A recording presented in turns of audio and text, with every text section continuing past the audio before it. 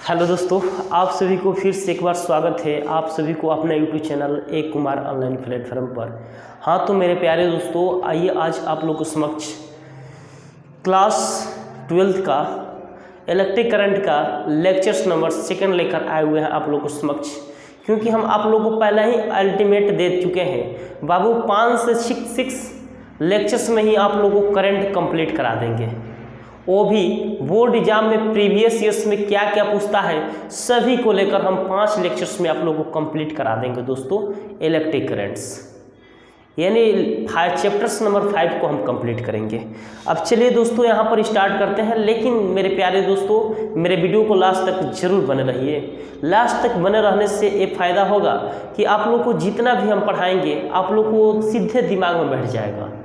और हमारा पढ़ाने का तरीका तो आप लोग शायद जानबे करते हैं, हम जो भी पढ़ाते हैं आप लोग को प्रैक्टिकली नॉलेज देने का हम लोग प्रयास करते हैं। तो चलिए दोस्तों यहाँ पर स्टार्ट करते हैं। लेकिन आप सभी लोगों से रिक्वेस्ट है कि मेरे वीडियो को अधिक से अधिक शेयर कीजिए और एक दूसरे को व्हाट्सएप ग्रुप और फेसबुक ग्रुप और टेलीग्राम में भी फॉरवर्ड करने का प्रयास कीजिए। चलिए दोस्तों यहाँ पर स्टार्ट करते हैं। आज हम पढ़ने वाले हैं कुछ छोटे छोटे इम्पोर्टेंट टर्म्स और रिलेशंस को क्रिएट करने वाले हैं। और यह बोर्ड एग्जाम में बहुत अधिकतर करके पूछे जाते हैं और कम्पिटिटिव एग्जाम में भी पूछे जाते हैं और डायरेक्ट रिलेशंस भी पूछे जाते हैं। और इन सारी टॉपिक्स पर हम आज आप लोग को समक्ष डिस्कस करने वाले हैं, जो कि बोर्ड एग्जाम तथा कम्पिटिटिव एग्जाम के लिए काफ़ी बेहतर साबित होगा। चलिए दोस्तों यहाँ पर स्टार्ट करते हैं। आज हम पढ़ने वाले हैं बाबू अनुगमन वेग। कौन सा वेग बाबू? अनुगमन वेग। अनुगमन वेग, गमन वेग। अनुगमन वेग को हम इंग्लिश में बोलते हैं ड्रिफ्ट वेलोसिटी। ड्रिफ्ट वेलोसिटी क्या बोलते हैं बाबू? Drift velocity. अब जरा यहाँ पर समझने वाले हैं कि ड्रिफ्ट वेलोसिटी होता क्या है, यानी किसको हम ड्रिफ्ट वेलोसिटी कहते हैं। जैसे हम जानते हैं कि कोई भी चालक तार होता है और उस चालक तार के अंदर यानी उस चालक तार को किसी बैटरी के सहारे हम जोड़ देते हैं, तो बैटरी के सहारे जोड़ने के बाद इसमें क्या हो जाता है, करंट फ्लो होने लगता है। और करंट फ्लो होने के कारण कोई भी कंडक्टर ऑफ वायर के अंदर बहुत सारे फ्री इलेक्ट्रॉन्स होते हैं और वह free electrons randomly zigzag motion में, यानी जिग-जैग मोशन के मतलब होता है टेढ़ा मेढ़ा गति के साथ वह चारों दिशाओं में रिमूव करने लगते हैं। और उसी चीज़ को हम लोग बोलते हैं अनुगमन वेग। यानी जो भी इलेक्ट्रॉन्स होते हैं वो अपनी लंबाई के दिशा में गति करने लगते हैं और वही गति ही आपका अनुगमन वेग कहलाती है। यहाँ पर तो समझ गए। अब यहाँ पर अनुगमन वेग क्या होता है जरा यहाँ पर समझने का प्रयास हम लोग करेंगे। अनुगमन वेग क्या होता है, जैसे यहाँ पर फिगर को पहले समझ लेते हैं, उसके बाद परिभाषा तो आसानी पूर्वक हम लोग निकाल सकते हैं।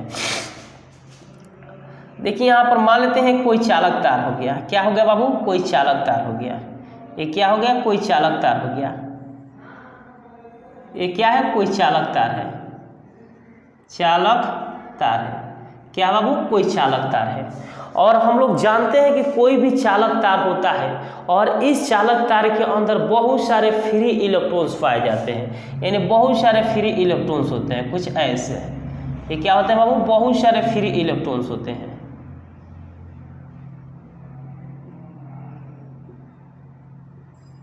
क्या होते हैं? फ्री इलेक्ट्रॉन्स होते हैं।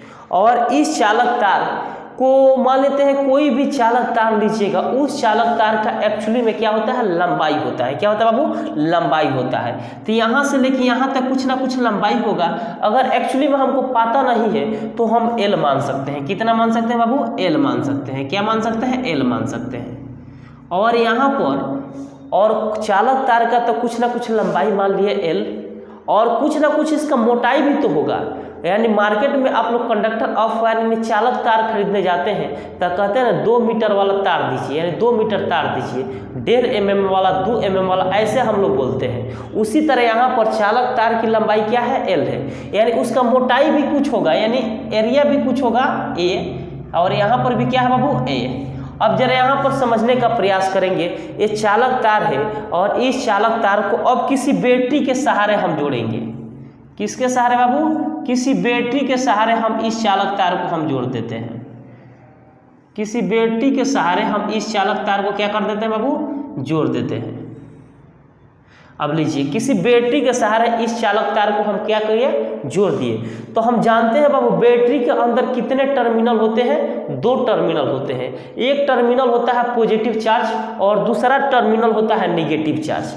तो जो बड़े वाला टर्मिनल होता है यह पॉजिटिव चार्ज होता है और छोटे वाला टर्मिनल होता है यह नेगेटिव चार्ज होता है। और ये क्या है बाबू, V वोल्ट की बैटरी है, V वोल्ट के बैटरी है। क्या बाबू, V वोल्ट की बैटरी है। तो देखिए बाबू यहाँ पर कभी भी करंट का जो फ्लो होता है यह positive terminal to negative terminal के तरफ होता है। तो करंट किधर बहेगा बाबू, इधर के तरफ बहेगा, यानी I बहेगा, इधर भी I बहेगा और इधर भी क्या मिलेगा बाबू, I मिलेगा कि नहीं। और बताइए यहाँ तक कोई डाउट। और जो यह इलेक्ट्रॉन से क्या है बाबू, फ्री इलेक्ट्रॉन से, कौन सा इलेक्ट्रॉन से, फ्री इलेक्ट्रॉन से, फ्री इलेक्ट्रॉन से, कौन सा इलेक्ट्रॉन से, फ्री इलेक्ट्रॉन से। और बताइए यहाँ तक कोई डाउट। अब जरा यहाँ पर समझने का प्रयास हम लोग करेंगे। और दुनिया में कोई भी कंडक्टर ऑफ वायर होता है, उस कंडक्टर ऑफ वायर के अंदर जैसे ही हम किसी बैटरी के सहारे उसमें करंट देते हैं तो उसमें जितने भी इलेक्ट्रॉन्स होते हैं उस कंडक्टर ऑफ वायर के अंदर, वह इलेक्ट्रॉन्स अपने लंबाई के दिशा में गति करने लगते हैं। क्या करने लगते हैं बाबू, गति करने लगते हैं। तो देखिए बाबू यहाँ पर गति करते हैं वो भी zigzag motion. Zigzag motion के मतलब होता है टेढ़ा मेढ़ा गति, यानी जो जिधर मन उधर गति करने लगते हैं और उसी गति को हम लोग बोलते हैं जिग जैग मोशन। क्या बोलते हैं बाबू, जिग जैग मोशन। जैसे यहाँ पर मान लेते हैं यह इलेक्ट्रॉन्स यह U1 वेग से इधर की तरफ गति किया। कितना वेग से बाबू, U1 वेग से। और यहाँ पर यह इलेक्ट्रॉन्स U1 वेग से यहाँ पर गति किया तो यहाँ पर U1 वेग से यहाँ तक आया। तो यहाँ पर क्या है, कोई एटम मौजूद है। क्या है, कोई एटम मौजूद है और यह एटम इलेक्ट्रॉन को अपने अंदर एब्जर्व कर लेता है। क्या कर लेता है, एब्जर्व कर लेता है। जब एब्जर्व कर लेगा तो इसका वेलोसिटी क्या हो जाएगा बाबू, शून्य हो जाएगा। क्या हो जाएगा, शून्य हो गया। जैसे यहाँ पर यह इलेक्ट्रॉन्स इधर की तरफ मान लेते हैं U2 वेग से गति किया। कितने वेग से, U2 वेग से गति किया। तो यहाँ पर भी कोई एटम मौजूद होता है और यह एटम इलेक्ट्रॉन को अपने अंदर एब्जर्व कर लेता है। जब यहाँ पर एब्जर्व कर लेगा इलेक्ट्रॉन को एटम तो उसका भी वेलोसिटी क्या हो जाएगा, शून्य के बराबर होता है। जैसे मान लेते हैं यह इलेक्ट्रॉन्स इधर की तरफ गति किया, U3 वेग से गति किया। तो यहाँ पर इलेक्ट्रॉन्स इधर की तरफ गति किया U3 वेग से। तो यहाँ पर कोई एटम मौजूद होते हैं और यह एटम इलेक्ट्रॉन को अपने अंदर एब्जर्व कर लेते हैं। जब एब्जर्व कर लेंगे तो इसका वेलोसिटी के मान क्या होगा, शून्य के बराबर हो जाएगा। और यह इलेक्ट्रॉन्स मान लेते हैं इधर की तरफ गति किया, U4 से गति किया। तो यह इलेक्ट्रॉन्स यहाँ पर इलेक्ट्रॉन्स U1 वेग से गति किया, यहाँ पर आया तो यहाँ पर क्या है, एटम मौजूद है और यह एटम अपने अंदर क्या कर लेंगे, एब्जर्व कर लेंगे। यानी इलेक्ट्रॉन को अपने अंदर एटम एब्जर्व कर लेते हैं। जब एब्जर्व कर लेते हैं तो यहाँ पर इलेक्ट्रॉन का वेलोसिटी, यहाँ पर वेलोसिटी किसके बराबर हो जाता है बाबू, शून्य के बराबर होता है। जैसे यहाँ पर हम बात करते हैं U1 plus U2 plus U3 plus क्या लिखे हुए हैं U4, ये सभी का वैल्यू किसके बराबर हो जाता है, शून्य के बराबर हो जाता है। किसके बराबर हो जाता है बाबू, शून्य के बराबर हो जाता है। और बताइए यहाँ तक कोई डाउट, क्योंकि यहाँ पर कंडक्टर ऑफ वायर के अंदर बहुत सारे फ्री इलेक्ट्रॉन्स होते हैं और फ्री इलेक्ट्रॉन्स होने के कारण उसके अंदर बहुत सारे एटम भी मौजूद होते हैं। क्या होते हैं, एटम भी मौजूद होते हैं। और एटम का वर्क यही होता है, इलेक्ट्रॉन्स जैसे ही कोई वेलोसिटी के साथ आते हैं तो एटम उस इलेक्ट्रॉन्स को अपने अंदर क्या कर लेता है, एब्जर्व कर लेता है। जब इलेक्ट्रॉन्स को एटम एब्जर्व कर लेता है तो उसका वेलोसिटी कुछ बच नहीं पाता है, यानी उसका जो वेलोसिटी होता है शून्य के बराबर हो जाता है। जैसे यहाँ पर समझिए, मान लेते हैं आप खाना खाते हैं तो खाना खाने के बाद मान लेते हैं सपोज डेट यहाँ पे यहाँ पर मान लेते हैं क्यू, यहाँ पर एरिया कितना बाबू, ए है। क्या हम लोग अगले टॉपिक्स पर पढ़े थे, मान लेते हैं हम लोग खाना खाते हैं, खाना खाने के बाद मान लेते हैं आपका कैपेसिटी है 2 रोटी खाने का। अगर 2 रोटी अपने अंदर खा लिए, अगर कोई पूछता है कि थाली में कितना रोटी है तो क्या बताइएगा, शून्य है। क्या है, शून्य है। उसी तरह यहाँ पर क्या होता है, कंडक्टर ऑफ वायर के अंदर बहुत सारे फ्री इलेक्ट्रॉन्स होते हैं और एटम भी मौजूद होते हैं और इलेक्ट्रॉन्स को एटम अपने अंदर एब्जर्व कर लेते हैं। जब एब्जर्व कर लेते हैं तो यहाँ पर वेलोसिटी के मान क्या हो जाता है, शून्य के बराबर हो जाता है। क्या हो जाता है बाबू, शून्य के बराबर हो जाता है। और बताइए यहाँ तक कोई डाउट, यहाँ तक तो कोई डाउट नहीं होगा। अब यहाँ पर इसको अनुगमन वेग को हम सिंपल से तरीके में कैसे डिफाइंड कर सकते हैं, हैं। डिफाइंड करने का तरीका बाबू यहाँ पर समझेंगे। अब देखिए यहाँ पर कैसे डिफाइन कर सकते हैं। अब इस तरह भी लिख सकते हैं, यदि किसी चालक तार में विद्युत धारा प्रवाहित किया जाता है तो उस चालक तार में उपस्थित मुक्त इलेक्ट्रॉन अपने लंबाई के दिशा में गति करने लगते हैं। मुक्त इलेक्ट्रॉन का मतलब क्या होता है? फ्री इलेक्ट्रॉन्स अपने लंबाई के दिशा में गति करने लगते हैं, तब उसे हम क्या बोलते हैं? अनुगमन वेग। चाहे इस तरह भी समझ सकते हैं, बता चुके हैं। अनु माने क्या होता है? अनु नाम की लड़की है, और गमन माने क्या होता है? गति। मान लेते हैं अनु नाम की एक लड़की है और उसका मान लेते हैं उसका माइंड क्या करता है? वाइब्रेट करता है, यानी गति करने लगता है। अनु माने क्या होता है? और गति माने क्या होता है? गमन माने क्या होता है? गति करना। क्या होता है? गति करना। अब यहाँ पर इसको परिभाषा के तौर पर सिंपल से तरीके में किस तरह हम लोग डिफाइन कर सकते हैं? इस तरह ही बोल सकते हैं, यदि किसी चालक तार में विद्युत धारा प्रवाहित किया जाता है तो लिख सकते हैं, यदि किसी चालक तार में यदि किसी चालक तार में विद्युत धारा प्रवाहित किया जाता है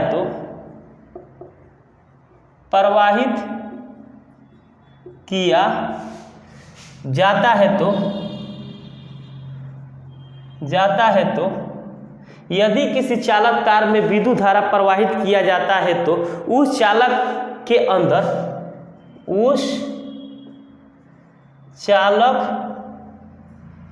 तार के अंदर बहुत सारे मुक्त इलेक्ट्रॉन होते हैं। मुक्त इलेक्ट्रॉन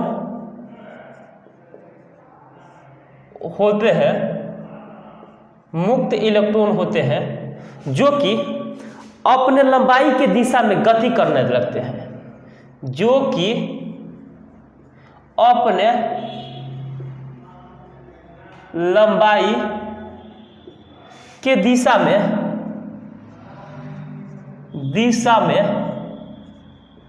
गति करने लगते हैं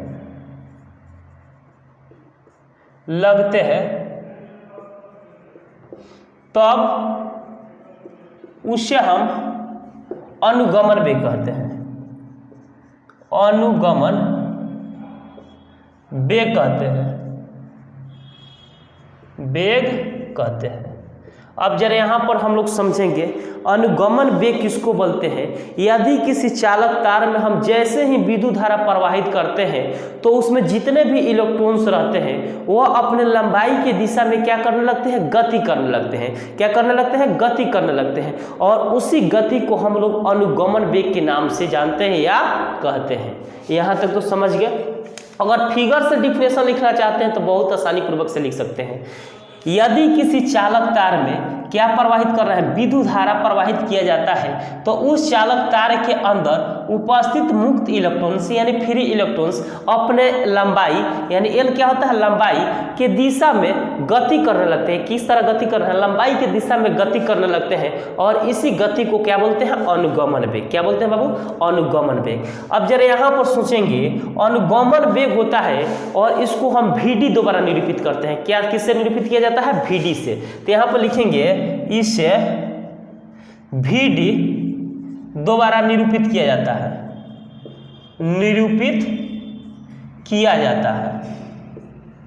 किससे निरूपित किया जाता है बाबू? VD द्वारा निरूपित किया जाता है।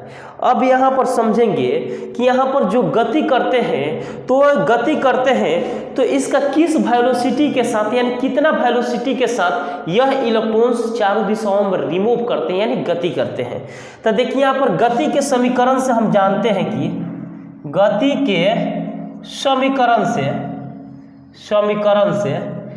के समीकरण से V बराबर कितना होता है बाबू? U plus AT। इतना तो जानते होंगे। V बराबर कितना होता है? U plus AT। अब जरा यहाँ पर समझेंगे, यहाँ पर वेलोसिटी का वैल्यू कितना है? यहाँ पर वेलोसिटी का वैल्यू कितना बाबू? U है, यानी 0 के बराबर है। कितना बाबू? 0 के बराबर है। तो यहाँ पर V बराबर, यहाँ पर इनिशियल वेलोसिटी की वैल्यू क्या है? 0। तो यहाँ पर 0 लिख देंगे, यहाँ पर क्या लिख देंगे? AT। और अनुगमन वेग को किससे डिनोट करते हैं? VD से। तो यहाँ पर VD बराबर क्या लिख देंगे? AT। और बताइए यहाँ तक कोई डाउट?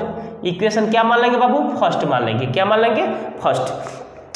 और बाबू यहाँ पर क्लास 11th में पढ़ चुके हैं, वी नो डेट हम जानते हैं कि एफ बराबर कितना होता है बाबू? एम ए होता है। क्या होता है बाबू? M A. अगर हमको त्वरण के वैल्यू निकालना है तो ए को यहीं पर छोड़ देंगे तो एफ बटा क्या हो जाएगा बाबू? एम हो जाएगा। कितना हो जाएगा? एफ बटा एम हो जाएगा। और बताइए यहाँ पर कोई डाउट? और इसको हम ए बराबर यहाँ पर एफ बराबर क्या लिख सकते हैं? बटा एम, इस तरह लिख सकते हैं कि नहीं? आसानी पूर्वक से लिख सकते हैं। और बताइए यहाँ तक कोई डाउट? यहाँ तक तो कोई डाउट नहीं हुआ होगा। अब आगे की तरफ हम लोग बढ़ते हैं और एक फार्मूला होता है बाबू, यहाँ पर बताइए जरा कि यहाँ पर एफ बराबर कितना होता है बाबू? आप लोग को हम क्लास 11th में 12th में भी electric charge and electric field में पढ़ाए थे। एफ बराबर कितना होता है बाबू? Q E. Electric charge and electric field हम जब पढ़ाए थे तो एफ बराबर कितना पढ़ाए थे? Q E. अगर यहाँ पर एफ बराबर और यहाँ पर क्यू ई होता है तो यहाँ पर तो चार्ज है नहीं, इस कंडक्टर ऑफ वायर के अंदर क्या है? इलेक्ट्रॉन से। क्या है? इलेक्ट्रॉन से। तो इस चार्ज की जगह पर क्या लिख सकते हैं? ई। क्या लिख सकते हैं? ई। और बगल में क्या है? ई है। और यहाँ पर विद्युत धारा की दिशा कभी भी यहाँ पर ऋणात्मक आवेश के प्रवाह की दिशा में होता है, यानी अपोजिट होता है। तो अपोजिट को इंडिकेट करने के लिए हम लोग माइनस का साइन लगा देते हैं। किसका साइन लगा देते हैं बाबू? माइनस का साइन लगा देते हैं। किसका साइन लगा देते हैं? माइनस का साइन हम लोग लगा देते हैं। अब देखिए यहाँ पर इक्वेशन, इसको हम मान लेंगे सेकेंड। क्या मान लेंगे? सेकेंड। अब यहाँ पर लिखेंगे समीकरण चाहे यहाँ पर सेकेंड मत मानिए। अब देखिए यहाँ पर, यहाँ तक तो कोई डाउट? यहाँ तक तो डाउट। अब देखिए यहाँ पर एफ, ए बराबर कितना हुआ है? एफ बटा एम। अब देखिए यहाँ पर समीकरण 1 में ए के मान रखेंगे तो यहाँ पर लिख लेंगे समीकरण 1 में ए के मान रखने पर, ए के मान रखने पर समीकरण 1 कितना है बाबू? यहाँ पर वी डी बराबर कितना है? 80 है। और यहाँ पर वी डी बराबर 80 है। ए का वैल्यू कितना हुआ है? एफ बटा एम। और यहाँ पर बगल में क्या है? टी है, तो यहाँ पर टी लिख देंगे। अब वी डी बराबर यहाँ पर कितना? अब एफ के जगह पर कितना रख सकते हैं? यहाँ पर माइनस ई और ई, माइनस ई और यहाँ पर ई। अब बाटा यहाँ पर क्या है? एम। और यहाँ पर जो टाइम है यह आपका रिलैक्सेशन में यानी श्रांति काल में इसको चेंज कर देते हैं। यहाँ पर जो टाइम है यह टर्क में चेंज हो जाता है। किस में बदल जाता है? टर्क में चेंज होता है, यानी आपका श्रांति काल में यानी रिलैक्सेशन टाइम में बदल देते हैं। यानी जो टाइम है यह किस में बदल गया? रिलैक्सेशन टाइम में बदल गया, यानी श्रांति काल में बदल गया। तो यहाँ पर वी डी बराबर कितना फार्मूला आ गया बाबू? वी डी बराबर माइनस ई और यहाँ पर बाटा में क्या बाबू? एम। और यहाँ पर गुणा में क्या है? Tau torque. और बताइए यहाँ पर अनुगमन वेग का इतना कुछ सूत्र आ गया। और बताइए यहाँ तक कोई डाउट? यहाँ तक तो कोई डाउट नहीं होगा। यह कभी कभी बोर्ड एग्जाम में डायरेक्ट ऑप्शन में आ जाते हैं ऐसे सवाल, तो यहाँ पर टिक आउट मार लीजिएगा। अगर आगे की तरफ यहाँ पर बढ़ते हैं। और बताइए यहाँ तक कोई डाउट है आप लोगों का? और डाउट नहीं है तो यहाँ पर आगे की तरफ हम लोग बढ़ते हैं। अब देखिए यहाँ पर इसको नोट नहीं किए तो सबसे पहले इसको नोट कर लीजिए। यहाँ पर तो अनुगमन वेग तो आप लोग समझ गए। अब देखेंगे अनुगमन वेग होता है, इसका ए साई मात्रा क्या होता है और बीमा क्या होता है। यानी जो ड्रिफ्ट वेलोसिटी होता है उसका ए साई मात्रा क्या होता है और बीमा क्या होता है। तो यहाँ पर लिखेंगे अनुगमन वेग के ए साई मात्रक तथा बीमा। यहाँ पर लिख लेंगे अनुगमन वेग के एसआई मात्रक तथा बीमा को लिखें। किसको लिखना है? एसआई मात्रक तथा बीमा को लिखना है। तो देखिए यहाँ पर अनुगमन वेग बराबर होता है, अनुगमन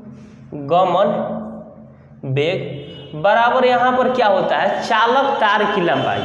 क्या होता है बाबू? चालक तार की लंबाई। चालक तार के लंबाई।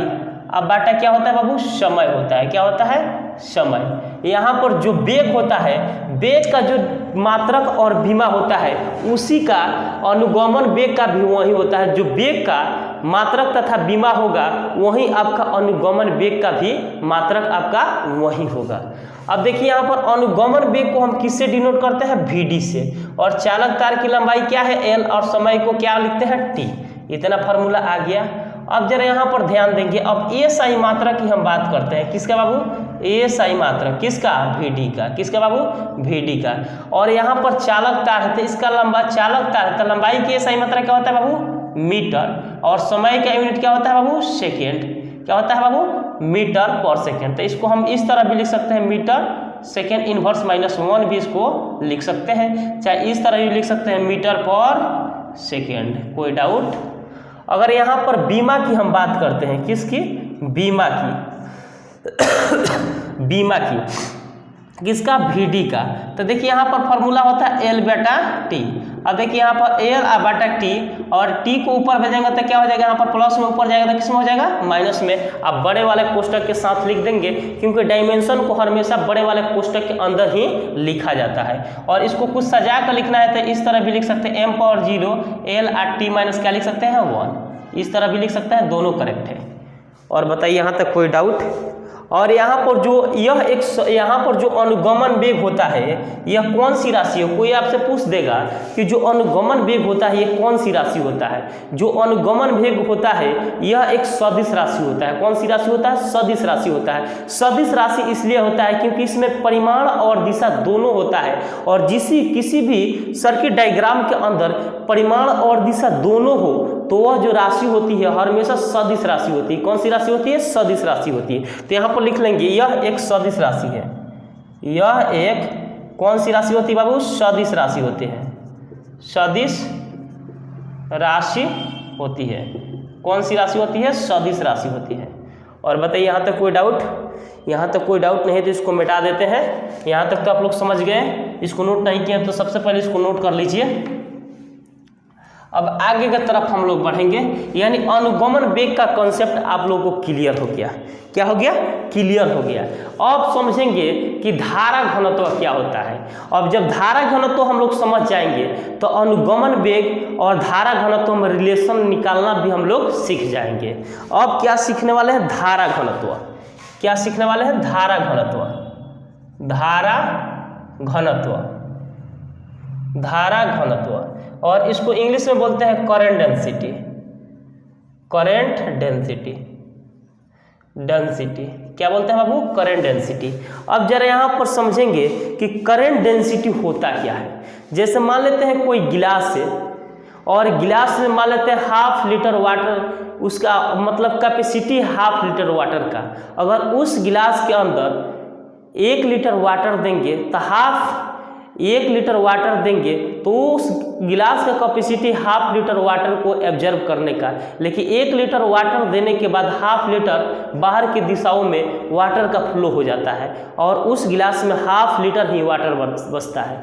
सेम उसी लॉजिक को यहाँ पर भी लगाएंगे। मान लेते हैं कोई चालक तार है, तो उस चालक तार का एक सहने की यानी कैपेसिटी होगी, यानी एक उसका डेंसिटी होगी, यानी एक घनत्व होगा कि वह चालक तार अपने अंदर कितने कूलाम के चार्ज को स्टोर कर सकता है, यानी अपने अंदर रख सकता है, यानी उसका कितना घनत्व होगा। और उसी घनत्व को हम बोलते हैं धारा घनत्व।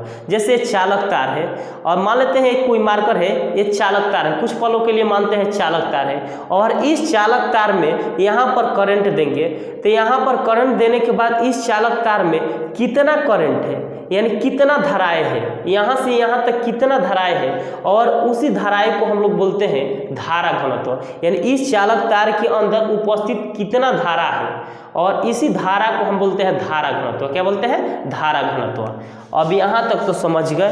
तो यहाँ पर मान लेते हैं फिगर पाते हैं, उसी के बाद आपका कॉन्सेप्ट क्लियर होगा। जैसे यहाँ पर मान लेते हैं कोई चालक तार है। क्या बाबू, चालक तार है। ये क्या है, चालक तार है। चालक तार है चालक तार है।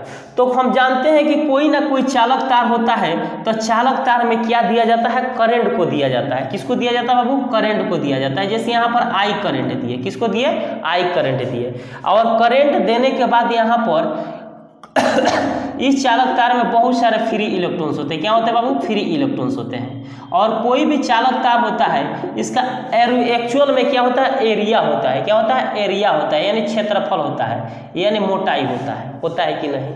और यहाँ पर ए क्षेत्रफल में जितना विद्युत धारा यानी करंट प्रेजेंट होता है और उसी को हम लोग क्या बोलते हैं? धारा घनत्व। यानी ए क्षेत्रफल में, यानी इस चालक तार का क्षेत्रफल क्या है? ए है, और ए क्षेत्रफल के में उपस्थित विद्युत धारा को हम लोग क्या बोलते हैं? धारा घनत्व। यानी ए क्षेत्रफल के अंदर जितना करंट प्रेजेंट रहता है और उसी करंट को हम लोग धारा घनत्व के नाम से जानते हैं। अब जरा यहाँ पर समझेंगे, मान लेते हैं यहाँ पर क्षेत्रफल क्या बाबू? ए है। क्या है? ए है। तो ए क्षेत्रफल में जितना करंट प्रेजेंट रहता है यानी उपस्थित रहता है और उसी चीज को हम लोग क्या बोलते हैं? धारा घनत्व। क्या बोलते हैं? धारा घनत्व। तो देखिए यहाँ पर ए क्षेत्रफल में उपस्थित धारा, तो देखिए यहाँ पर चाहे यहाँ पर पहले परिभाषा दे लेते हैं, उसके बाद यहाँ पर फॉर्मूला का डेरिवेशंस करते हैं। तो यहाँ पर इसको परिभाषा सिंपल से तरीका में इस तरह भी दे सकते हैं, ए क्षेत्रफल में उपस्थित धारा को क्या बोलते हैं? धारा घनत्व। तो यहाँ पर क्या लिखेंगे बाबू? ए क्षेत्रफल में उपस्थित धारा को क्या बोलेंगे? धारा घनत्व। यहाँ पर लिख लेंगे, यदि किसी चालक तार में, यदि किसी चालक तार में यदि किसी चालक तार में ए क्षेत्रफल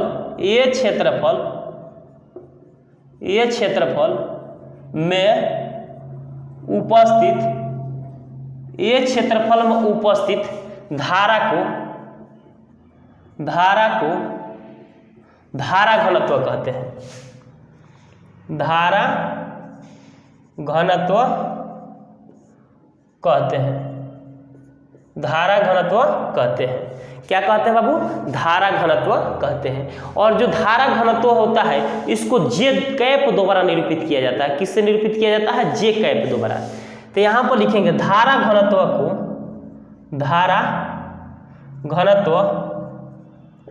को जे कैप द्वारा निरूपित किया जाता है। निरूपित किया जाता है, यानी धारा घनत्व को किससे निरूपित किया जाता है? जे कैप द्वारा निरूपित किया जाता है। यानी किसी भी कंडक्टर ऑफ वायर का एक्चुअल्स में एरिया होता है और उस एरिया के अंदर जितने भी करंट प्रेजेंट रहते हैं और उसी करंट को हम लोग एक्चुअली में धारा घनत्व कहते हैं। क्या कहते हैं बाबू? धारा घनत्व कहते हैं। और यहाँ तक बताइए कोई डाउट? अब देखिए यहाँ पर अब धारा घनत्व का डेरिवेशंस कैसे करते हैं, यानी डेरिवेशंस ऑफ करंट डेंसिटी। यहाँ पर अब क्या करने वाले हैं? डेरिवेशंस, यानी फार्मूला के हम लोग डेरिवेशंस कैसे करेंगे। तो यहाँ पर लिख लेंगे derivations of current density. Derivations of current density, यानी जो फार्मूला का डेरिवेशंस होता है करंट डेंसिटी का, ये कैसे करते हैं। अब देखिए बाबू, ए क्षेत्रफल में कितना करंट प्रेजेंट है? आई करंट प्रेजेंट है। यहाँ पर ए क्षेत्रफल में कितना करंट प्रेजेंट है बाबू? आई करंट प्रेजेंट है। कितना है? आई। तो देखिए यहाँ पर लिखेंगे ए क्षेत्रफल, यहाँ पर लिख लेंगे पहले दिए गए चित्र के अनुसार, यानी इन गिवन फिगर, दिए गए चित्र के अनुसार दिए गए चित्र के अनुसार यहाँ पर लिखेंगे ए क्षेत्रफल में उपस्थित धारा कितना है? आई है। तो यहाँ पर लिख लेंगे ए क्षेत्रफल में उपस्थित धारा, ए क्षेत्रफल में उपस्थित धारा, ए क्षेत्रफल में उपस्थित, ए क्षेत्रफल में कितना उपस्थित धारा है? आई है। कितना है बाबू? आई है। कितना है? आई है। अब यहाँ पर वन क्षेत्रफल में उपस्थित धारा क्या हो जाएगा बाबू? आई बटा ए। कितना हो जाएगा बाबू? आई बटा ए। और हम लोग जानते हैं कि धारा घनत्व किससे डिनोट किया जाता है? जे से। तो यहाँ पर जे कैप बराबर कितना लिख सकते हैं? आई बटा ए। कितना लिख सकते हैं? आई बटा ए। और बताइए यहाँ तक कोई डाउट? अब देखिए यहाँ पर कौन क्या है, यहाँ पर जरा समझ लेंगे। यहाँ पर जे को हम लोग क्या बोलते हैं एक्चुअली में? धारा घनत्व। जे कैप को क्या बोलते हैं? धारा घनत्व। क्या बोलते हैं बाबू? धारा घनत्व। और यहाँ पर I को क्या बोलते हैं? विद्युत धारा।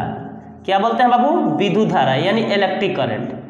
और यहाँ पर इसका यूनिट क्या होता है बाबू? एम्पियर होता है। क्या होता है बाबू? एम्पियर। और यहाँ पर ए को क्या बोलते हैं? चालक तार के क्षेत्रफल। चालक तार के क्षेत्रफल। और क्षेत्रफल की SI मात्रा क्या होता है बाबू? Metre square. और बताइए यहाँ तक कोई डाउट? यहाँ तक तो आप लोगों को समझ में आ गया। और बताइए यहाँ तक कोई डाउट? अगर डाउट नहीं है तो सबसे पहले यहाँ पर नोट कर लीजिए बाबू, हमारे पढ़ाने का तरीका ही अलग है कि इसमें कोई प्रकार की डाउट नहीं होता है। सिर्फ आप लोगों से रिक्वेस्ट है, मेरे वीडियो को सिर्फ सीरियल नंबर यानी अंत तक जरूर देखिए, क्योंकि यह वीडियो हम इस लेवल से पढ़ाते हैं कि आप लोग फिगर से ही आप लोग डिफाइन कर सकते हैं सिंपल से तरीके में, और यह पढ़ाने का तरीका ही कुछ अलग है। तो सबसे पहले दोस्तों इसको नोट कर लीजिए। अब आगे की तरफ बढ़ते हैं। अब देखिए यहाँ पर यहीं पर देख लेते हैं SI मात्रक। क्या देख लेते हैं बाबू? SI मात्रक किसका? J का। तो देखिए बाबू यहाँ पर J का SI मात्रक होता है, यहाँ पर करंट होता है। करंट का SI मात्रक क्या होता है? यहाँ पर एम्पियर होता है। क्या होता है? एम्पियर। और क्षेत्रफल की SI मात्रा क्या होता है बाबू? Metre square. क्योंकि हम लोग जानते हैं कि क्षेत्रफल बराबर क्या होता है? लंबाई गुणे चौड़ाई। और लंबाई भी एक लेंथ है, चौड़ाई भी लेंथ है। तो लंबाई की SI मात्रा क्या? मीटर। और चौड़ाई की SI मात्रा क्या? मीटर। और जब मीटर में मीटर से गुणा करेंगे तो क्या हो जाएगा? Metre square. तो यहाँ पर एम्पियर मीटर स्क्वायर, यहाँ पर क्या हो जाएगा? SI मात्रक हो गया। अगर यहाँ पर बीमा की हम बात करते हैं, किसका? बीमा का, J का। तो यहाँ पर I है तो यहाँ पर A हो जाएगा। और यहाँ पर क्या बाबू? यहाँ पर क्या बाबू? I है तो यहाँ पर A हो जाएगा। अगर यहाँ पर मान लेते हैं यहाँ पर एरिया है तो यहाँ पर क्या हो जाएगा? L स्क्वायर हो जाएगा। तो इसको हम A और इसको ऊपर भेजेंगे तो क्या हो जाएगा? L-2। यह आपका क्या हो गया बाबू? बीमा हो गया। क्या हो गया? बीमा हो गया। और बताइए यहाँ तक कोई डाउट? इसको नोट नहीं किया तो सबसे पहले इसको नोट कर लीजिए बाबू।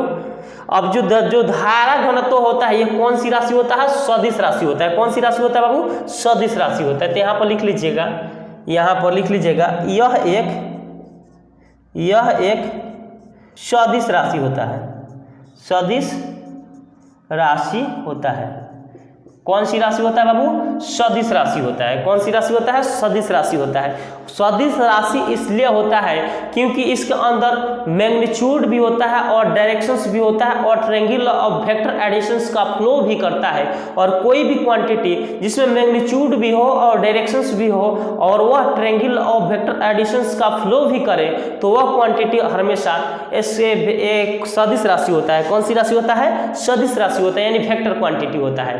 क्या होता है बाबू? वेक्टर क्वांटिटी होता है। चलिए दोस्तों यहाँ तक नोट कर लीजिए। अब आगे की तरफ हम लोग बढ़ेंगे, इसको मिटा देते हैं। अब आगे की तरफ देखिए, यहाँ पर अब देखने वाले हैं बाबू धारा घनत्व का सदिश रूप। क्या देखने वाले हैं बाबू? धारा घनत्व का सदिश रूप। धारा घनत्व का सदिश रूप। सदिश रूप, और इसको हम बोलते हैं इंग्लिश में vector from of current density. Vector from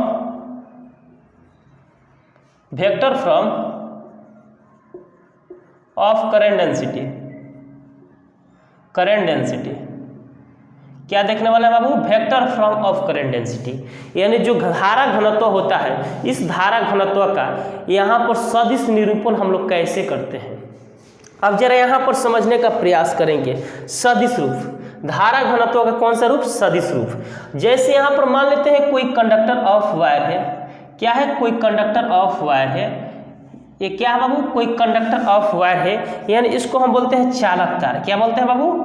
चालक तार। ये बहुत बार हम लोग बता चुके हैं। क्या बोलते हैं बाबू? चालक तार। अब देखिए बाबू, यहाँ पर चालक तार कोई भी होता है, इसका एरिया होता है। क्या होता है बाबू? एरिया होता है। यहाँ पर एरिया क्या है बाबू? ए है। और चालक तार के अंदर बहुत सारे फ्री इलेक्ट्रॉन्स होते हैं। छोड़िए, यहाँ पर क्या होता है? फ्री इलेक्ट्रॉन्स होते हैं। तो फ्री इलेक्ट्रॉन्स के बारे में तो हम पढ़ ही लिए हैं, बताने की आवश्यकता नहीं होती है। और चालक तार में हम क्या देते हैं? करंट को दिया जाता है। किसको दिया जाता है बाबू? करंट को दिया जाता है। और किसको देते हैं बाबू? करंट को देते हैं। तो ये क्षेत्रफल में जितना भी करंट प्रेजेंट रहता है, जैसे यहाँ पर मान लेते हैं कि ये क्षेत्रफल में जितना भी करंट प्रेजेंट रहता है और उसी करंट को हम लोग बोलते हैं धारा घनत्व है। यह बता चुके हैं आप लोगों को। अब देखिए यहाँ पर किसी भी प्लेट में हम जब एरिया वेक्टर निकालते हैं तो एरिया वेक्टर हमेशा सतह के क्या होता है बाबू? लंबवत होता है। तो मान लेते हैं ये सतह है तो एरिया वेक्टर हमेशा सतह के लंबवत होगा, यानी करंट इधर की तरफ फ्लो होगा कि नहीं?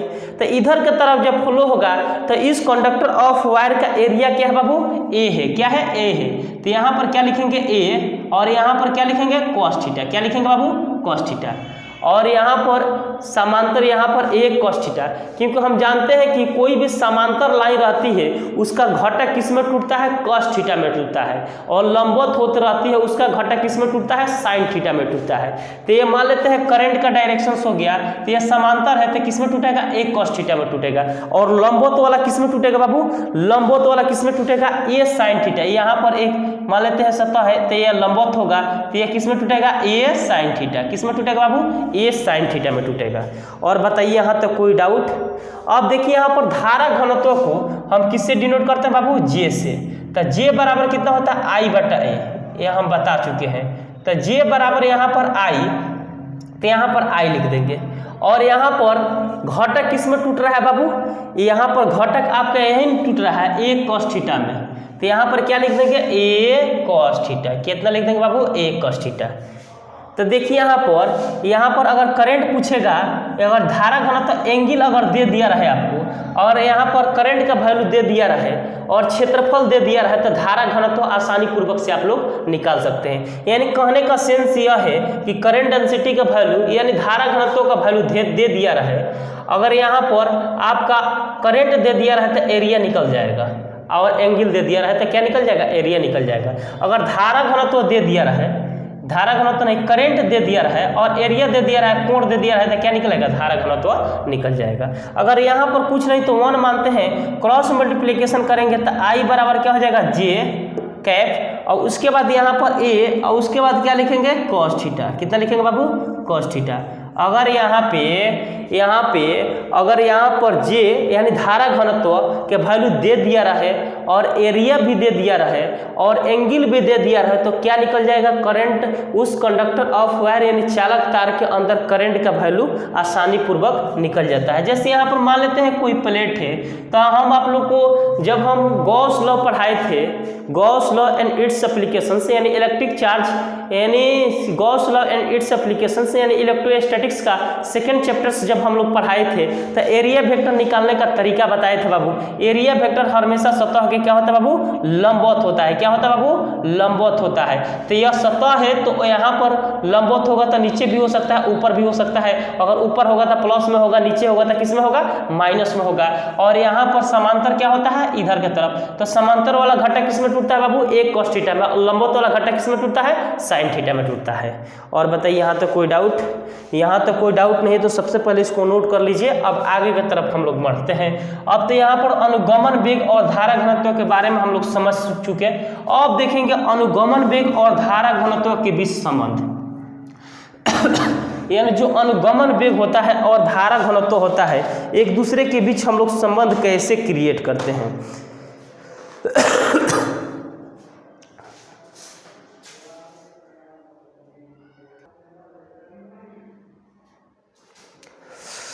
अब देखने वाले हैं धारा घनत्व तथा अनुगमन वेग तथा धारा घनत्व के बीच संबंध। क्योंकि अनुगमन वेग के बारे में हम लोग स्टडी कर लिए और धारा घनत्व के बारे में भी स्टडी कर लिए, लेकिन से रिलेशंस अब क्रिएट करने वाले हैं। तो यहाँ पर लिख लेंगे अनुगमन वेग, अनुगमन वेग तथा धारा घनत्व के बीच संबंध, और इसको इंग्लिश में बाबू बोलते हैं relation between drift velocity and current density. यानी ड्रिफ्ट वेलोसिटी और करंट डेंसिटी में हम रिलेशंस कैसे क्रिएट करते हैं, यही क्रिएट करने का तरीका हम लोग सीखेंगे। तो सबसे पहले यहाँ पर फिगर पे आइए, उसके बाद यहाँ पर कंसेप्ट क्लियर हो जाएगा। जैसे यहाँ पर मान लेते हैं कोई चालक तार मान लिए, क्या मान लिए बाबू, कोई चालक तार मान लिए, और यहाँ पर क्या है, कोई चालक तार है, और चालक तार में क्या होते हैं, बहुत सारे फ्री इलेक्ट्रॉन्स होते हैं, जैसे कि हम अनुगमन वेग में हम बताए थे, क्या होते हैं, बहुत सारे फ्री इलेक्ट्रॉन्स होते हैं। और इस चालक तार के कुछ ना कुछ लंबाई होता है एक्चुअली में, यहाँ पर लंबाई कितना है बाबू, L है, और इसका क्षेत्रफल भी होता है, मान लेते हैं A है, और यहाँ पर क्षेत्रफल क्या है, A है। और इस चालक तार को कि यहाँ पर इसको नाम क्या लिखते हैं बाबू, चालक तार है, क्या है, चालक तार है।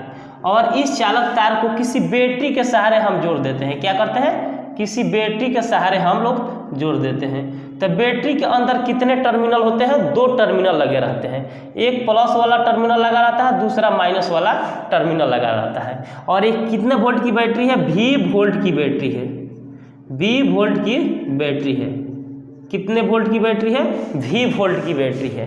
अब जरा यहाँ पर समझेंगे, अब यहाँ पर V वोल्ट की बैटरी है तो करंट इधर से बहेगा। यहाँ पर हम जानते हैं कि कोई भी करंट होता है बैटरी में कितने टर्मिनल लगे रहते हैं, 2 टर्मिनल लगे रहते हैं। और यहाँ पर कभी भी धारा का जो फ्लो होता है, यानी करंट का फ्लो होता है, वह positive terminal to negative terminal के तरफ होता है। तो I, और यहाँ पर भी कितना मिलता है बाबू, धारा I, और यहाँ पर भी क्या मिलता है, I। जैसे ही इस कंडक्टर ऑफ वायर यानी चालक तार के अंदर करंट जाएगा तो यह इलेक्ट्रॉन्स जिग-जैग मोशन में यानी टेढ़ा मेढ़ा गति के साथ यह इलेक्ट्रॉन्स घूमने लगते हैं। तो देखिए यहाँ पर कुछ वेलोसिटी E1 वेलोसिटी के साथ घूमेंगे, और यहाँ पर इलेक्ट्रॉन्स U2 वेलोसिटी के साथ, यहाँ पर U3 वेलोसिटी के साथ, और यहाँ पर U4 वेलोसिटी के साथ, और यहाँ पर E1 वेलोसिटी के साथ इलेक्ट्रॉन्स उधर के तरफ गए, यानी घूमे, यानी जिग-जैग मोशन। जिग-जैग मोशन के मतलब होता है टेढ़ा मेढ़ा गति के साथ इलेक्ट्रॉन्स क्या करेंगे, जिधर मन उधर घूम सकते हैं। तो जब घूमेंगे तो इस कंडक्टर ऑफ वायर यानी चालक तार के अंदर एक एटम मौजूद होता है, और यह एटम इस फ्री इलेक्ट्रॉन्स को अपने अंदर एब्जर्व कर लेता है। जब एब्जर्व कर लेता है तो उसका वेलोसिटी 0 के बराबर हो जाता है। जैसे यहाँ पर E1 plus U2 plus U3 plus U4 यानी सभी का वेलोसिटी किसके बराबर हो गया बाबू, 0 के बराबर हो गया। किसके बराबर हो गया, 0 के बराबर हो गया। और बताइए यहाँ तक कोई डाउट, यहाँ तक तो आप लोगों को समझ में आ गया। अब देखिए यहाँ पर लिखेंगे दिए गए चित्र के अनुसार, क्या लिखेंगे बाबू, दिए गए चित्र के अनुसार, दिए गए चित्र के अनुसार, चित्र के अनुसार। अब दिए गए चित्र के अनुसार हम लोग क्या देखते हैं, यहाँ पर L को हम लोग क्या बोलते हैं, चालक तार की लंबाई, चालक तार के लंबाई, और लंबाई की SI मात्रा क्या होता है बाबू, मीटर। और यहाँ पर L को हम A को क्या बोलते हैं, चालक तार के क्षेत्रफल, चालक तार के पृष्ठ क्षेत्रफल, पृष्ठ क्षेत्रफल। और क्षेत्रफल की SI मात्रा क्या होता है बाबू, मीटर स्क्वायर। और J कैप को हम लोग क्या बोलते हैं बाबू, धारा घनत्व। J कैप को क्या बोलते हैं, धारा घनत्व। और धारा घनत्व का यूनिट क्या होता है बाबू, एम्पियर मीटर स्क्वायर। अब यहाँ पर जानते हैं, यहाँ पर T को क्या बोलते हैं बाबू, समय बोलते हैं। और समय के यूनिट क्या होता है बाबू, सेकेंड होता है, क्या होता है, सेकेंड। उसी तरह यहाँ पर N को क्या बोलते हैं, number of free electrons, number of free electrons, free electrons क्या बोलते हैं, नंबर ऑफ फ्री इलेक्ट्रॉन्स। और यहाँ पर एक आता है N डैश, N डैश को क्या बोलते हैं, number of free electron in charge, number of free electron in charge, in charge. और बताइए यहाँ तक इस फिगर में इतना बात आप लोग को दिया हुआ है, और यहाँ पे इतना बात दिया हुआ है। उसके बाद यहाँ पर हम लोग क्लास 12th में जब electric charge and electric field जिस टाइम हम लोग पढ़ा करते थे, तो उसमें एक कॉन्सेप्ट पढ़े थे आवेश के कॉन्टिन्यूकरण, यानी इसको इंग्लिश में बोलते हैं चार्ज कॉन्टिंजेशंस में हम लोग स्टडी किए थे बाबू। यहाँ पर V नो डैट लिखेंगे पहले, V चाहे यहाँ पर लिख देंगे, हिंदी में लिखेंगे क्योंकि आप लोग को हिंदी अच्छा लगता है, चूँकि हम जानते हैं कि क्या जानते हैं बाबू, Q बराबर कितना होता है बाबू, N होता है। इतना पढ़े थे आवेश के कॉन्टिन्यूकरण में। और यहाँ पर Q बराबर यहाँ पर N डैश E भी लिख सकते हैं। इक्वेशन फर्स्ट मान लेंगे इसको, इक्वेशन क्या मान लेंगे, सेकेंड मान लेंगे। अब देखिए यहाँ पर एन डैश बराबर, मान लेते हैं यहाँ पर एन डैश बराबर number of free electrons L, और इस चालक तार की लंबाई क्या है बाबू एल, और क्षेत्रफल क्या है ए, तो यहाँ पर ए इंटू एल लिख सकते हैं।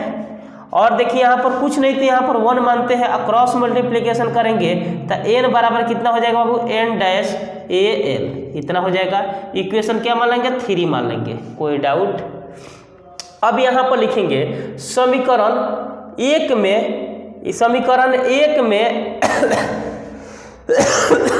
अब यहाँ पर लिख लेंगे बाबू समीकरण 1 में एन का मान रखने पर, समीकरण 1 में एन का मान रखने पर यहाँ पर लिख लेंगे एन बराबर कितना आ गया बाबू N A L, cross multiplication करेंगे तो यहाँ पर क्या हो जाएगा एन ए एल। अब यहाँ पर लिख लेंगे समीकरण 1 में, समीकरण 1 में एन के मान रखने पर, समीकरण 1 क्या है बाबू क्यू बराबर कितना है एन ही है। अब देखिए यहाँ पर एन का वैल्यू कितना आया हुआ है एन डैश ए ई, इतना आया हुआ है, तो यानी क्यू का वैल्यू इतना आ गया। और इसको हम मान लेंगे इक्वेशन क्या 3 हो गया। अब इसको क्या मान लेंगे 4 मान लेंगे, क्या मान लेंगे 4 मान लेंगे। अब लिखेंगे चूंकि हम जानते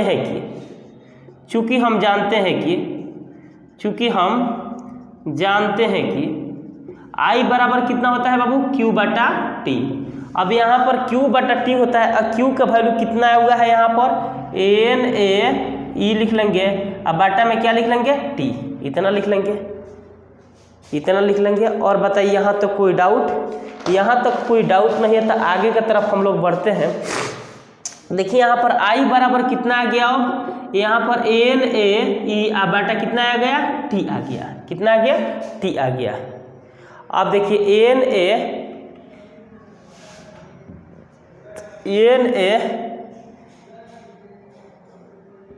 ई यहाँ पर क्या है एल है बाबू, एन ए यहाँ पर क्या पुट करेंगे तो क्या हो जाएगा बाबू एन ए एल, यहाँ पर एल होगा एन ए ई, यहाँ पर क्या हो जाएगा एल हो जाएगा।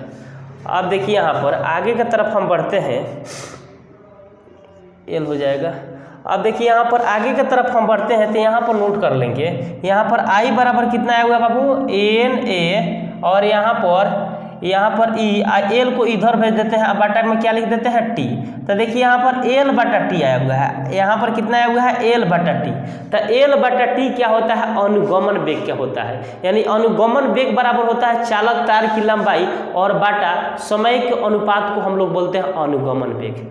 तो यानी एल बटा टी क्या होता है अनुगमन वेग होता है। तो यहाँ पर एन ए ई, और इसके जगह पर अनुगमन वेग को किससे डिनोट करते हैं वी डी से, तो इसके जगह पर क्या लिख सकते हैं वी डी लिख सकते हैं। तो देखिए यहाँ पर आई और यहाँ पर ए को यहाँ पर बाटा में लिख सकते हैं बराबर एन ई, यहाँ पर क्या लिख सकते हैं वी डी। अब बताइए यहाँ पर आई बटा ए क्या होता है धारा घनत्व होता है, क्या होता है धारा घनत्व, और धारा घनत्व किससे डिनोट करता है जे से। तो जे बराबर क्या हो जाएगा एन ई वी डी, जे बराबर कितना हो जाएगा एन ई वी डी। अब देखिए यहाँ पर अनुगमन वेग और धारा घनत्व में संबंध कितना आ गया बाबू, जे कैप बराबर कितना आ गया एन ई और कितना आ गया वी डी। यह अनुगमन वेग और धारा घनत्व में रिलेशंस क्रिएट हो गया। अब देखिए तो यहाँ पर प्रूफ कर दिए, और यह बोर्ड एग्जाम में कभी भी पूछता है तो 5 मार्क्स में पूछता है। बाबू इसको नोट नहीं किए हैं तो सबसे पहले इसको नोट कर लीजिए, आसानी पूर्वक से हम लोग समझा चुके हैं। यहाँ पर पूछता है कि अनुगमन वेग क्या होता है और धारा अनुगमन वेग तथा धारा घनत्व क्या होता है तथा संबंध को बताए, इस तरह क्वेश्चन पूछता है। इसी तरह हम लोग सॉल्यूशंस करते हैं। अब मिटा देते हैं इसको, क्योंकि यह अनुगमन वेग तथा धारा घनत्व के बीच संबंध हम लोग देख चुके हैं। अब आगे की तरफ हम लोग बढ़ेंगे, अब समझेंगे अब इसमें कुछ छोटे मोटे पॉइंट समझेंगे, उसके बाद यहाँ पर कॉन्सेप्ट क्लियर होगा। अगर यहाँ पर छोटे मोटे पॉइंट समझेंगे, सबसे पहले का पॉइंट है ऊष्मीय वेग। कौन सा वेग है बाबू ऊष्मीय वेग, ऊष्मीय वेग। कौन सा वेग है बाबू ऊष्मीय वेग, इसको इंग्लिश में बोलते हैं हीटिंग वेलोसिटी। क्या बोलते हैं हीटिंग वेलोसिटी, यानी ऊष्मीय वेग क्या होता है,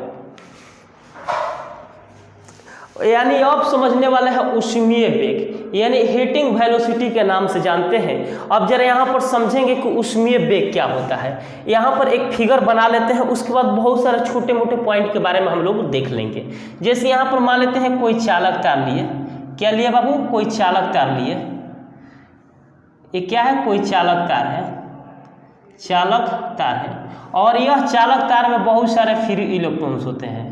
यह बहुत बार आप लोग को बता चुके हैं बाबू, क्या होते हैं, फ्री इलेक्ट्रॉन्स होते हैं। और इस चालक तार के एक्चुअल में क्या होता है बाबू, लंबाई होता है, यहाँ पर एल लंबाई होता है, और क्षेत्रफल क्या होता है बाबू, ए होता है। और इस चालक तार को किसी बैटरी के सहारे हम लोग क्या करते हैं, जोड़ देते हैं। क्या करते हैं, जोड़ देते हैं। तो बैटरी के अंदर दो टर्मिनल है, एक प्लस एक माइनस, तो धारा किधर से बढ़ेगा बाबू, प्लस की तरफ से बहता है। यानी करंट का कभी भी फ्लो होता है तो positive terminal to negative terminal. और ये क्या होते हैं बाबू, फ्री इलेक्ट्रॉन्स होते हैं, फ्री इलेक्ट्रॉन्स होते हैं। कौन से इलेक्ट्रॉन्स होते हैं बाबू, फ्री इलेक्ट्रॉन्स होते हैं। अब जरा यहाँ पर समझेंगे, एक कितने वोल्ट की बैटरी है, V वोल्ट की बैटरी है, V वोल्ट की बैटरी है। और बाबू मेरे वीडियो को अधिक से अधिक शेयर कीजिए, क्योंकि हम लोग इतने मेहनत करके आप लोग को पढ़ा रहे हैं, और वो भी आप लोग मेरे वीडियो को लास्ट तक बने रहिएगा तो आप लोग को पूरा A to Z कंसेप्ट आप लोग को समझ में आएगा। क्योंकि हम आप लोगों को पूरा बेसिकली यानी जीरो लेवल से पढ़ा रहे हैं, और एक भी पॉइंट आप लोगों को कोई प्रकार की डाउट उत्पन्न नहीं होगा। मेरे पढ़ाने का तरीका ऐसा है कि अब देखिए यहाँ पर कौन सा वेग पढ़ने वाला है, ऊष्मीय वेग। अब देखिए ऊष्मीय वेग क्या होता है, किसी भी चालक तार के अंदर जैसे ही विद्युत धारा प्रवाहित करते हैं तो इलेक्ट्रॉन्स कुछ ऊष्मा लेकर जिस वेग के साथ क्या करते हैं, गति करते हैं, और उसी गति को हम लोग बोलते हैं ऊष्मीय गति। क्या बोलते हैं, ऊष्मीय वेग बोलते हैं। क्या बोलते हैं, ऊष्मीय वेग। यदि किसी चालक तार में इलेक्ट्रॉन्स जिस वेग के साथ ऊष्मा लेकर क्या करते हैं, गति करते हैं, और उसी गति को हम लोग क्या बोलते हैं, ऊष्मीय गति। जैसे यहाँ पर करंट देंगे तो यहाँ पर यह कंडक्टर ऑफ वायर के अंदर करंट जाएगा, और करंट जाएगा तो इलेक्ट्रॉन्स चारों दिशाओं में क्या करेंगे, घूमेंगे, और किसको लेकर, ऊष्मा लेकर, यानी अपने अंदर हीट लेकर। जैसे करंट में हम क्या करते हैं, धारा प्रवाहित करते हैं तो उसमें क्या होता है, एक हीट पैदा होता है। क्या उत्पन्न होता है, एक हीट उस कंडक्टर ऑफ वायर के अंदर जनरेट हो जाता है, और उसी वेग से उसमें इलेक्ट्रॉन्स क्या करते हैं, प्रवाह करते हैं, और उसी वेग को हम एक्चुअली में ऊष्मीय वेग बोलते हैं। क्या बोलते हैं, ऊष्मीय वेग। यानी किसी भी चालक तार के अंदर इलेक्ट्रॉन्स जिस वेग के साथ गति करते हैं, और उस वेग को हम एक्चुअली में ऊष्मीय वेग के नाम से जानते हैं। यहाँ पर ऊष्मीय वेग कोई पूछेगा तो हम क्या बताएंगे, तो सिंपल से तरीका में बता सकते हैं, यदि किसी चालक तार में इलेक्ट्रॉन्स, यहाँ पर लिख लेंगे, यदि किसी चालक तार में इलेक्ट्रॉन, यदि किसी चालक तार में इलेक्ट्रॉन्स ऊष्मा लेकर, क्या लेकर बाबू, ऊष्मा लेकर जिस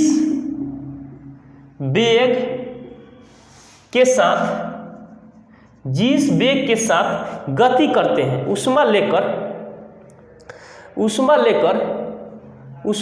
जिस वेग के साथ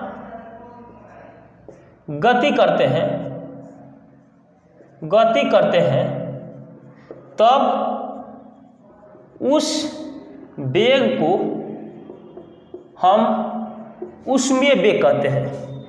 ऊष्मीय वेग कहते हैं। क्या कहते हैं बाबू, ऊष्मीय वेग कहते हैं। क्या कहते हैं, ऊष्मीय वेग कहते हैं।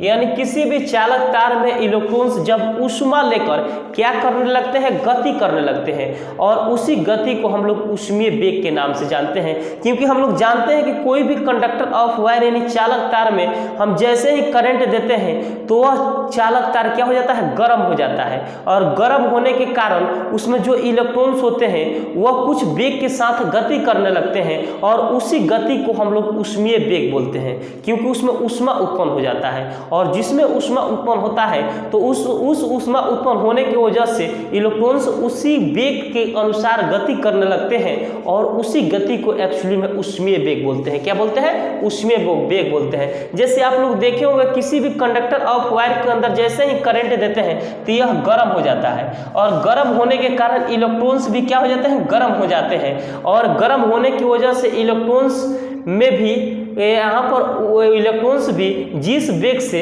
यानी यहाँ पर जिस वेग से गर्म होते हुए भी इलेक्ट्रॉन्स चारों दिशाओं में घूमते हैं तो उसके कारण जिस वेग से घूमते हैं तो उसके साथ इलेक्ट्रॉन्स क्या करते हैं? गति करते हैं और उसी गति को हम लोग क्या बोलते हैं? ऊष्मीय वेग। यानी सिंपल से तरीका में समझिए, किसी भी चालक तार के अंदर इलेक्ट्रॉन्स जिस वेग के साथ ऊष्मा लेकर गति करते हैं उसी गति को हम लोग बोलते हैं ऊष्मीय वेग। यानी इलेक्ट्रॉन्स ऊष्मा लेकर जिस वेग के साथ गति करते हैं उसी गति को क्या बोलते हैं? ऊष्मीय वेग। और इसका जो ऊष्मीय वेग का इसका मान होता है, यानी यहाँ पर वेग लगा हुआ था, इसका SI मात्रा क्या होगा बाबू? मीटर पर सेकेंड ही होता है। तो इसका मान होता है, क्या होता है बाबू? 10 के पावर 5 मीटर पर सेकेंड होता है। इसका मान क्या होता है? इसका मान कितना होता है बाबू? 10 के पावर 5 मीटर पर सेकेंड। 10 के पावर 5 मीटर पर सेकेंड का कोटि होता है। कोटि माने क्या होता है? ऑर्डर। इसका जो हीटिंग वेलोसिटी का ऑर्डर होता है कितना? 10 के पावर 5 मीटर पर सेकेंड होता है। यानी इसका ऑर्डर कभी भी जो हीटिंग वेलोसिटी का ऑर्डर के रूप में लिखा जा सकता है। जैसे यहाँ पर इस तरह भी लिख सकते हैं 5 × 10 के पावर 5 मीटर पर सेकेंड भी लिख सकते हैं कि यानी कभी भी लिखेंगे तो ऑर्डर के रूप में ही लिखेंगे, यानी कोटि के रूप में भी लिख सकते हैं। इस तरह भी लिख सकते हैं 1.6 × 10 के पावर यहाँ पर +5 मीटर पर सेकेंड। इस तरह भी लिख सकते हैं 8.5 × 10 के पावर +5 मीटर पर सेकेंड। यानी कभी भी लिखेंगे तो ऑर्डर के रूप में ही लिखेंगे, क्योंकि हीटिंग वेलोसिटी को कभी भी ऑर्डर के रूप में ही लिखा जाता है। अब देखिए बाबू, यहाँ तक तो समझ गए। अब देखिए अगला पॉइंट की हम बात करते हैं तो श्रांति काल। श्रांति काल, श्रांति काल को इंग्लिश में बोलते हैं relaxation, relaxation time, relaxation time. क्या बोलते हैं बाबू? Relaxation time. अब जरा यहाँ पर समझ लेते हैं रिलैक्सेशन टाइम होता क्या है। अब जरा यहाँ पर समझने का प्रयास करेंगे बाबू कि रिलैक्सेशन टाइम होता क्या है। जैसे यहाँ पर करंट देने के बाद इसमें चालक तार में बहुत सारे फ्री इलेक्ट्रॉन्स होते हैं और यह इलेक्ट्रॉन्स आपस में क्या होते हैं? टकरा जाते हैं। तो टकराने पर उसके सापेक्ष कुछ समय लगता है और उसी समय को हम बोलते हैं श्रांति काल। यानी इसको इंग्लिश में हम बोलते हैं रिलैक्सेशन टाइम के रिलैक्सेशन टाइम भी बोलते हैं। तो दो इलेक्ट्रॉनों को क्रमबद्ध टक्कर के बीच लिया गया समय को क्या बोलते हैं? श्रांति काल। क्या बोलते हैं? श्रांति काल। तो सिंपल से शॉर्ट में समझिए, जब इलेक्ट्रॉन्स इस कंडक्टर ऑफ वायर के अंदर घूमेंगे तो कभी ना कभी इलेक्ट्रॉन्स एक दूसरे से टकरा जाते हैं। तो टकरा जाने की वजह से उसको हम लोग बोलते हैं श्रांति काल। क्या बोलते हैं? श्रांति काल, यानी रिलैक्सेशन टाइम के नाम से भी हम लोग जानते हैं। तो यहाँ पर लिखेंगे श्रांति काल क्या होता है, तो सिंपल से तरीका में लिख सकते हैं दो क्रमागत टक्करों के बीच इलेक्ट्रॉनों द्वारा लिया गया समय को ही श्रांति काल कहते हैं। यहां पर लिखेंगे दो क्रमागत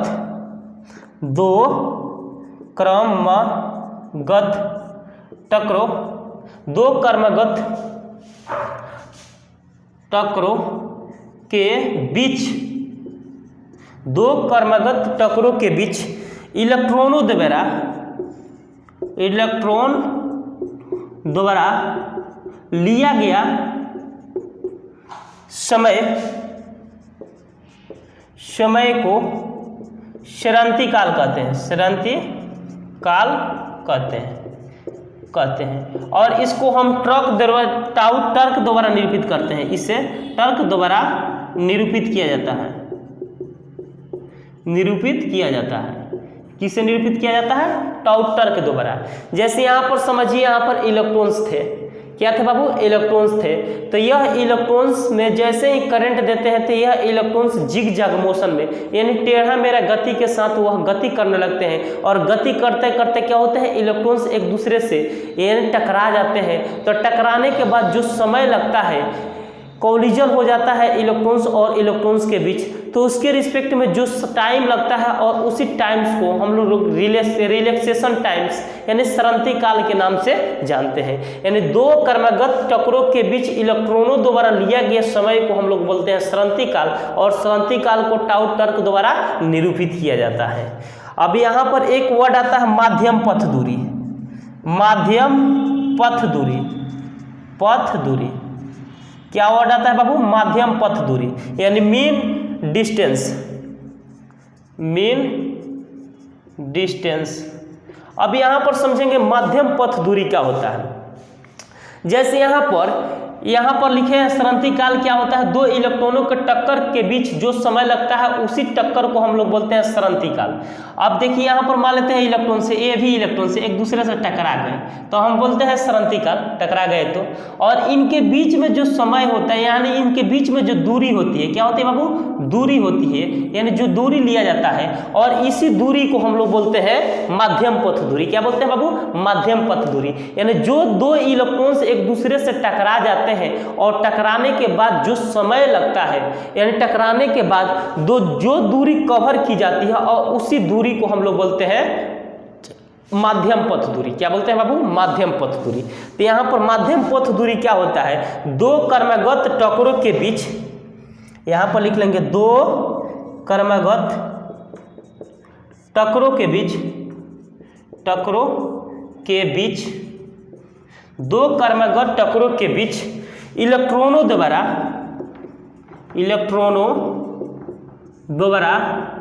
लिया गया, इलेक्ट्रॉनों द्वारा तय की गई, इलेक्ट्रॉनों द्वारा तय की गई औसत दूरी, औसत दूरी को माध्यम पथ दूरी कहते हैं। माध्यम पथ दूरी कहते हैं। क्या कहते हैं बाबू? माध्यम पथ दूरी कहते हैं। और इसको लैम्डा द्वारा निरूपित किया जाता है, लैम्डा द्वारा सूचित किया जाता है, सूचित किया जाता है। किससे सूचित किया जाता है? लैम्डा द्वारा सूचित किया जाता है। और बताइए यहाँ तक कोई डाउट? यहाँ पर रिलैक्सेशन टाइम क्या होता है, समझ गए? दो इलेक्ट्रॉनों के बीच जो टक्कर होता है और उसी टक्कर के बीच जो समय लगता है और उसी समय को हम बोलते हैं रिलैक्सेशन टाइम, यानी इसको हिंदी में सरंती काल बोलते हैं। अब एक वर्ड आता है माध्यम पथ दूरी। तो माध्यम पथ दूरी क्या होता है, जब दो इलेक्ट्रॉन्स आपस में टकराते हैं तो आपस में टकराने के बाद उन दो इलेक्ट्रॉनों के बीच में जो औसत दूरी बचती है और उसी दूरी को हम लोग बोलते हैं माध्यम पथ दूरी। क्या बोलते हैं बाबू? माध्यम पथ दूरी। ये छोटे मोटे कॉन्सेप्ट है, कभी कभी बोर्ड एग्जाम में पूछ दिए जाते हैं। अब चलिए इसको मिटा देते हैं, अब आगे की तरफ हम बढ़ते हैं। अब एक लास्ट पॉइंट है आप लोग का लास्ट पॉइंट है आप लोग का, एक है गतिशीलता। क्या बाबू? गतिशीलता। आप समझने वाला है गतिशीलता। क्या समझने वाला है बाबू? गतिशीलता। यानी अब लास्ट पॉइंट है गतिशीलता, गतिशीलता। और गतिशीलता को हम इंग्लिश में बोलते हैं मोबिलिटी, मोबिलिटी। अब जरा यहाँ पर समझेंगे कि मोबिलिटी किसको बोलते हैं, यानी गतिशीलता किसको बोलते हैं। यानी सिंपल से तरीका में हम गतिशीलता किसको बोल सकते हैं और किसको नहीं बोल सकते हैं, क्योंकि हम लोग electric charge in electric field यानी विद्युत आवेश तथा विद्युत क्षेत्र में हम विद्युत क्षेत्र के बारे में भी स्टडी कर चुके हैं और SI मात्रक भी देख चुके हैं और यूनिट भी देख चुके हैं। और यहाँ पर अनुगमन वेग भी हम पढ़ चुके हैं कि अनुगमन वेग क्या होता है और अनुगमन वेग के SI मात्रक भी निकाल चुके हैं और यहाँ पे बीमा भी हम लोग निकाल चुके हैं। अब यहाँ पर वर्ड आता है गतिशीलता। गतिशीलता, यहाँ पर नाम आता है गतिशीलता। गतिशीलता क्या होता है? अनुगमन वेग और विद्युत क्षेत्र का जो अनुपात होता है और उसी अनुपात को हम लोग बोलते हैं गतिशीलता। क्या बोलते हैं बाबू? गतिशीलता। यानी जो अनुगमन वेग में इलेक्ट्रॉन चारों दिशाओं में क्या करते थे? जिग-जैग मोशन में गति करते थे। क्या करते थे बाबू? गति करते थे। तो गति करते करते यहाँ पर उसका कुछ ना कुछ विद्युत क्षेत्र होता था, यानी एक डायरेक्शंस में करते थे। तो जो अनुगमन वेग गतिशीलता होता है वह विद्युत क्षेत्र वह अनुगमन वेग तथा विद्युत क्षेत्र को अनुपात को हम लोग क्या बोलते हैं? गतिशीलता। क्या बोलते हैं बाबू? गतिशीलता। यानी अनुगमन वेग तथा विद्युत क्षेत्र के अनुपात को क्या बोलते हैं? गतिशीलता। तो यहाँ पर लिख लेंगे बाबू, अनुगमन वेग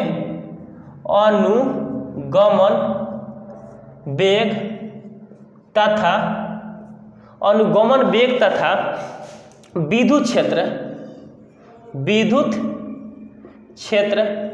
के अनुपात को अनुगमन वेग तथा विद्युत क्षेत्र के अनुपात को गतिशीलता कहते हैं। गतिशीलता कहते हैं। किसको कहते हैं बाबू? अनुगमन वेग तथा विद्युत क्षेत्र के अनुपात को क्या बोलते हैं? गतिशीलता बोलते हैं। और गतिशीलता होता है, इसको म्यू द्वारा निरूपित किया जाता है। इससे म्यू द्वारा निरूपित किया जाता है। किससे निरूपित किया जाता है बाबू? म्यू द्वारा निरूपित किया जाता है। गतिशीलता को किससे निरूपित किया जाता है? म्यू द्वारा निरूपित किया जाता है। अब जरा यहाँ पर समझेंगे तो यहाँ पर गतिशीलता बराबर क्या हो जाएगा? गतिशीलता बराबर कितना हो जाएगा बाबू? यहाँ पर अनुगमन वेग और किसका? विद्युत क्षेत्र के अनुपात को हम लोग क्या बोलते हैं? गतिशीलता। तो यहाँ पर पहला क्या हो जाएगा? अनुगमन वेग और किसका अनुपात का? विद्युत क्षेत्र का। किसका? विद्युत क्षेत्र का। अब जरा यहाँ पर समझेंगे गतिशीलता को किससे डिनोट किया जाता है बाबू? म्यू से। तो यहाँ पर गतिशीलता का जगह पर म्यू लिख देंगे। और अनुगमन वेग को किससे डिनोट किया जाता है बाबू? Vd से। अभी बताए थे Vd से। और विद्युत क्षेत्र को किससे डिनोट करता है? E से। और देखिए यहाँ पर अनुगमन वेग का सूत्र आ गया कि नहीं? म्यू बराबर कितना आ गया? Vd बटा कितना आ गया? E आ गया। अब बताइए यहाँ तो कोई डाउट? अब यहाँ पर लिखेंगे कि गतिशीलता के एसआई मात्रक तथा बीमा क्या होता है। तो यहाँ पर लिखेंगे गतिशीलता के एसआई मात्रक तथा बीमा। क्या लिखना है बाबू? गतिशीलता के एसआई मात्रक तथा बीमा। तो म्यू बराबर होता है बाबू Vd बटा कितना होता है? E होता है। इतना तो जानते होंगे। अब देखिए यहाँ पर एसआई मात्रक की बात करते हैं। एसआई मात्रक किसका? गतिशीलता, यानी म्यू बराबर। तो यहाँ पर क्या हो जाएगा? Vd यानी Vd को हम लोग क्या बोलते हैं? अनुगमन वेग। और अनुगमन वेग का एसआई मात्रक अभी नहीं बताए थे कि वेग का जो एसआई मात्रक होता है वही आपका अनुगमन वेग का भी एसआई मात्रक होता है। क्या होता है? मीटर पर सेकेंड। क्या होता है बाबू? मीटर पर सेकेंड। और यहाँ पे विद्युत क्षेत्र के एसआई मात्रक होता है वोल्ट पर मीटर। क्या होता है बाबू? वोल्ट पर मीटर। तब मीटर से मीटर कैंसिल हो जाएगा तो यहाँ पर क्या हो जाएगा? मीटर पर सेकेंड। और यहाँ पर क्या हो जाएगा? यहाँ पर वोल्ट बटा मीटर। तो मीटर से मीटर कैंसिल हो जाएगा तो क्या हो जाएगा? वोल्ट पर क्या हो जाएगा बाबू? सेकेंड। क्या हो जाएगा? वोल्ट पर सेकेंड। यानी यहाँ पर एसआई मात्रक किसका आ गया? यहाँ पर अनुगमन गतिशीलता का कितना आ गया? वोल्ट पर कितना आ गया? सेकेंड। कितना आ गया? वोल्ट पर सेकेंड। अगर हम यहाँ पर बीमा की बात करते हैं, किसका?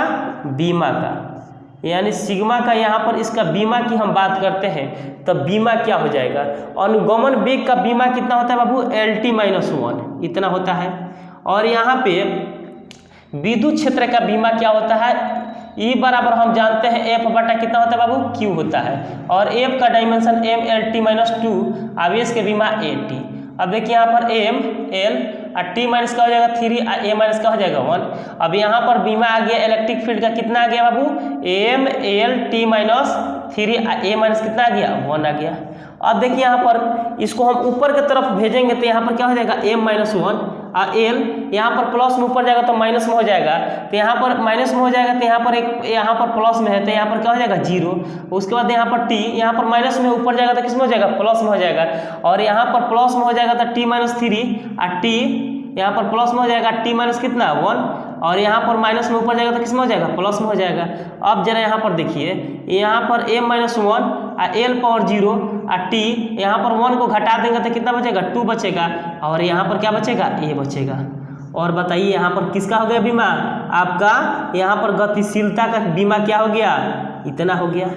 और बताइए यहाँ तक कोई डाउट, यहाँ तक तो आप लोग को समझ में आ गया कि यहाँ पर मोबिलिटी क्या होता है। The type of mobility in which we study about the ratio of drift velocity and electric field, then this is called mobility. Mobility is represented by mu, और यहाँ पर मोबिलिटी बराबर the ratio of drift velocity with respect to electric field, it is represented of mobility mu बराबर V D by E.